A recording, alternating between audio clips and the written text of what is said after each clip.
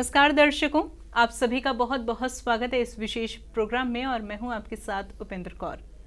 दर्शकों, शनि की साढ़े साती जब किसी के जीवन में शुरू होती है तो अक्सर लोग डर जाते हैं, भयभीत हो जाते हैं। लेकिन जैसे ही शनि की साढ़े साती खत्म होती है तो ऐसे में लोग बहुत जल्दी खुश भी हो जाते हैं कि अच्छा, अब शनि की साढ़े साती खत्म हो चुकी है और इसका प्रभाव अब हमारे जीवन से हट जाएगा। लेकिन क्या इस बात में सच्चाई है कि शनि की साढ़े साती खत्म होते ही इसका प्रभाव भी आपके जीवन से चला जाएगा? आज इस कार्यक्रम में हम इसी विषय पर चर्चा करेंगे कि आखिर इसका प्रभाव कब तक हमारे जीवन से जाता है, कितना समय लगता है। बहुत ही विशेष जानकारी आज इस कार्यक्रम के माध्यम से आपको दी जाएगी, तो कार्यक्रम बहुत ही ध्यानपूर्वक देखिएगा। और यह समस्त जानकारी देने के लिए हमारे साथ स्टूडियो में उपस्थित हुए हैं हमारे बेहद ही खास मेहमान। जी हाँ, हम बात कर रहे हैं सेलिब्रिटी एस्ट्रोलॉजर गौरव जी की। तो आइए सबसे पहले मिलकर उनका स्वागत करें। नमस्कार सर, बहुत बहुत स्वागत है आपका। नमस्कार। नमस्कार दोस्तों। सर, आज इस विषय पर चर्चा तो करेंगे, लेकिन उससे पहले मैं आपको बधाई देना चाहूंगी, क्योंकि इससे पूर्व जब हमने कार्यक्रम किया था उसमें हमने यह बात की थी कि 2025 यह वर्ष कैसा रहेगा अर्थव्यवस्था के रूप में, और जो भी उसमें आपने प्रिडिक्शन की, भविष्यवाणियां की, उसमें से बहुत सारी बातें जो है वो सच हो रही है और उसी प्रकार जो है यह सब कुछ चल रहा है। तो ऐसे में सबसे पहले आपको बहुत सारी बधाइयां। अब इसी के साथ साथ सर, आज के विषय पर चर्चा करते हैं। जैसे कि हाल फिलहाल में शनि देव ने जो है राशि परिवर्तन किया है, ऐसे में जिन्हों लोगों की साढ़े साती चल रही थी उनके जीवन में से साढ़े साती खत्म हो गई है। तो ऐसे में वो लोग बहुत ज्यादा खुश होने लग गए हैं कि अब शनि की साढ़े साती खत्म हो गई है तो इसका प्रभाव भी खत्म हो गया है। तो ऐसे में सर, आपसे जानना चाहेंगे कि जैसे कि किसी की लाइफ में शनि की साढ़े साती चल रही है, तो राशि परिवर्तन से यदि शनि की साढ़े साती उनके जीवन में खत्म हो गई है तो उसका प्रभाव भी क्या उसी के साथ खत्म हो जाएगा, या फिर प्रभाव कितने समय में कम होगा? जी, बहुत अच्छा सवाल आपने पूछा है। देखिए दोस्तों, शनि की जो साढ़े साती होती है, अक्सर इसके बारे में मैंने बताया है कि जब भी चंद्रमा की राशि को शनि आपकी चंद्रमा की राशि के एक घर पीछे गोचर करते हैं, आपके लगन से गोचर करते हुए आपकी कुंडली के दूसरे भाव में गोचर करते हुए निकल जाते हैं। ये जो समय होता है इसको 2.5 साल करके पूरे 7.5 साल का ही समय होता है। 7.5 साल का समय, हालांकि शनि की जो साढ़े साती को लेके लोगों के मन में कहीं ना कहीं डर तो बना ही रहता है, लेकिन दोस्तों इसके साथ में एक चीज़ और है कि शनि की साढ़े साती जिसको भी मिलती है, अंत तक में वो जीवन की सारी सच्चाइयों को समझ लेता है। वो अच्छे बुरे का फ़र्क, कौन आपके साथ कैसा है, किसके कितने चेहरे हैं, ये सब चीज़ें शनि आपको दिखा देता है। यानी कि आपके जीवन में आप किसी भी मुकाम पे हो, आपको वो कोई ना कोई ऐसे इंट्यूशंस या ऐसे लोगों का व्यवहार आपके प्रति चेंज करता है कि आपको उम्मीद नहीं होती, लेकिन वो सच्चाई आपके इर्द गिर्द जो है वो बढ़ती चली जाती है, यानी वो सच्चाई से अवगत कराते हैं आपको। तो साढ़े साती कुल मिला के एक प्रकार से जीवन में मेहनत तो बढ़ाती है, लेकिन आपको मजबूती प्रदान करती है। अब बात करते हैं कि जिनकी साढ़े साती समाप्त हो जाती है, यानी कि आपने पूरे 7.5 साल का समय आपने अपना बिताया, अब इसके बाद क्या अचानक आपको इसके अच्छे रिजल्ट मिलने शुरू हो जाते हैं? देखिए, मैंने अभी स्टार्टिंग में ही बताया कि आपकी चंद्र कुंडली में जब भी शनि ट्रांजिट यानी गोचर जिसको हम हिंदी में कहते हैं, आपकी चंद्र कुंडली के 12वें भाव में जब भी शनि गोचर करेगा, वो आपकी साढ़े साती जो है वो प्रारंभ हो जाती है। यानी शनि आपके 12वें भाव में, 12वां भाव क्या होता है? व्यय।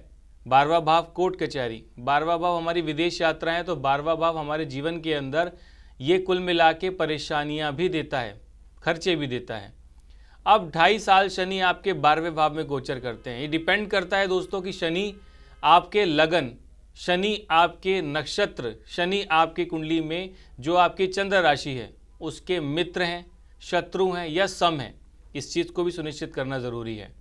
अगर मित्र हैं, सम हैं या बहुत ज़्यादा परम मित्र हैं, तो ये जो स्थितियां हैं जो साढ़े साती हैं ये आपको बहुत बेनिफिट्स देंगी।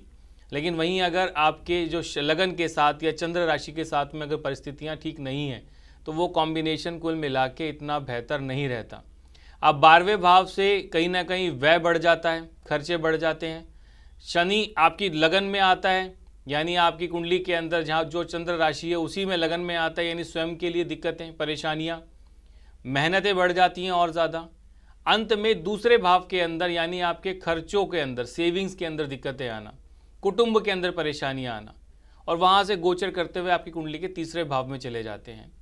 मेरा उद्देश्य दोस्तों आपको केवल ये समझाना है कि सबसे पहले साढ़े साथी को समझना बहुत ज़्यादा ज़रूरी है। दूसरा तरीका क्या है, आप ये देखें कि आपकी जो चंद्र राशि है, आपका जो लगन है, क्या इसको अगर हम देखा जाए तो ये आपके जो शनि है उसके साथ सम है, मित्र राशियों में है। इस चीज़ को समझना बहुत ज़्यादा ज़रूरी है। और जिनके मित्रता या कहीं ना कहीं आपकी कुंडली से सम है, वहाँ पे साढ़े साथी के तुरंत बाद रिजल्ट मिलने अच्छे शुरू हो जाते हैं। जैसे फॉर एग्जांपल अगर मैं बात करता हूँ शुक्र की राशि का, अगर आपकी शुक्र की राशि है जैसे वृषभ है, तुला है, या शुक्र बहुत ज़्यादा प्रबल है, तो ऐसी परिस्थितियों में साढ़े साथी जो है वो कुल मिला के चीज़ें जो हैं वो बहुत ज़्यादा बेनिफिट्स करती चली जाती हैं। कन्या राशि अगर आपकी है तो भी इसके अच्छे परिणाम आपको मिलते हैं। आपकी कुंभ या आपकी मकर राशि यानी स्वयं शनि की राशियाँ हैं, तो वहाँ से जो प्रॉब्लम्स हैं वो कहीं ना कहीं धीरे घटनी शुरू हो जाती हैं और अच्छे बेनिफिट्स मिलने शुरू हो जाते हैं।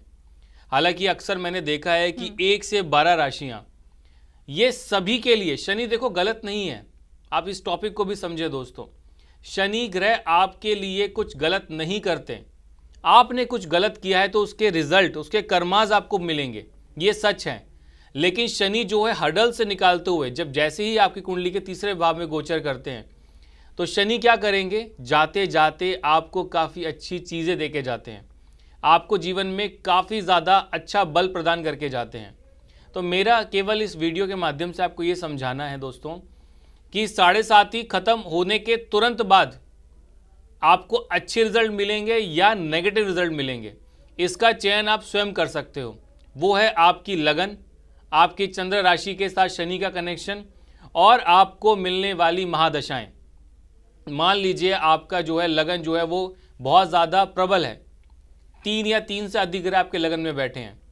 ऐसी परिस्थितियों में अगर शनि आपके लगन से गोचर करता हुआ साढ़े साथी के दौरान आपके तीसरे भाव में जाएगा तो वो परेशानियां बहुत ज़्यादा बढ़ा देता है। वहीं अगर आपकी कुंडली के अंदर अगर तुला, वृषभ, कन्या राशि है, या स्वयं शनि की राशियां हैं, या धनु राशि है, तो ये लाइफ के अंदर आपको एक अच्छे ट्रैक की तरफ लेकर जाएगा। हर्डल्स तो ज़रूर देगा, लेकिन डिपेंड करता है कि वो आपकी कुंडली के अंदर आपको बेनिफिट भी साइड बाय साइड देता जाएगा।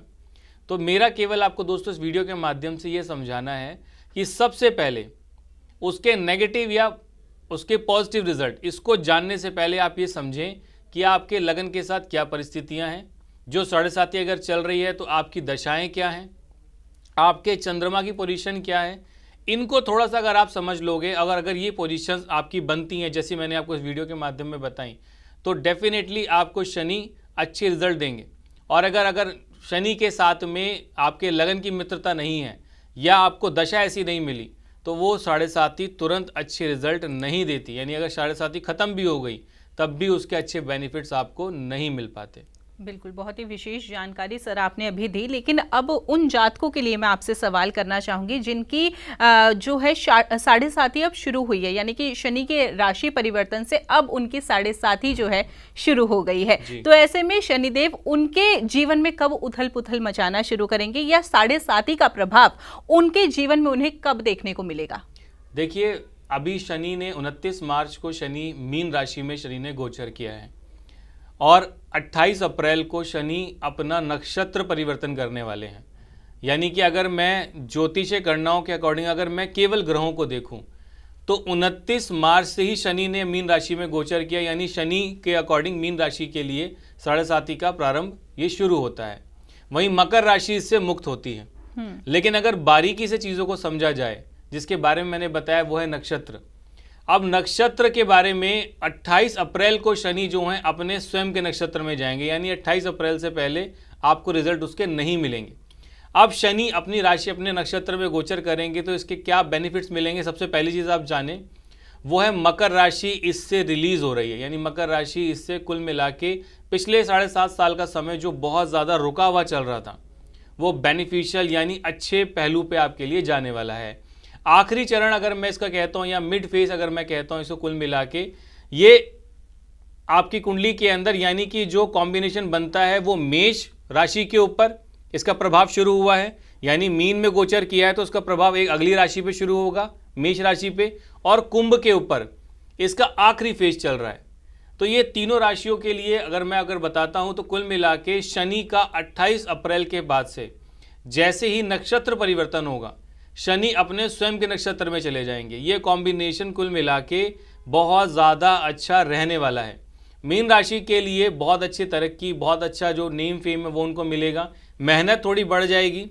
और कुंभ राशि के लिए जैसा मैंने कहा, ये जाता हुआ समय है। ये जाता हुआ समय बहुत ज़्यादा, शनि जब भी जाते हैं तो बहुत कुछ भरमार दे के जाते हैं। यानी शनि की 7.5 खासकर मेरे हिसाब से कुंभ राशि वालों के लिए सबसे ज़्यादा अच्छी रहने वाली है। अच्छी अपॉर्चुनिटीज़, अच्छा अगर मैं कहूँ कि लिक्विडिटी या कैश या अच्छी अपॉर्चुनिटीज़ या अच्छा कोई बिजनेस या अच्छा नेम, ये ज़रूर आपको जो है 7.5 अब देने वाली है आने वाले 2.5 सालों के अंदर। तो बिल्कुल दर्शकों, आज इस कार्यक्रम के माध्यम से आपने शनि की 7.5 को समझा और साथ ही साथ आपने यह भी जाना कि जब शनि की 7.5 हमारे जीवन से खत्म होती है तो इसका प्रभाव कितने समय में खत्म होता है, या फिर जब शनि की 7.5 हमारे जीवन में शुरू हो रही है तो इसका प्रभाव हमें अपने जीवन में कब तक देखने को मिलता है। बहुत ही विशेष जानकारी आपसे साझा की गई है, तो बातों का ध्यान आप जरूर रखिएगा। इसी के साथ साथ सर, आपने अपना कीमती समय दिया, इतनी विशेष जानकारी दी, उसके लिए बहुत बहुत धन्यवाद। आपसे जल्द मुलाकात होगी किसी अन्य विषय के साथ। धन्यवाद। नमस्कार दर्शकों।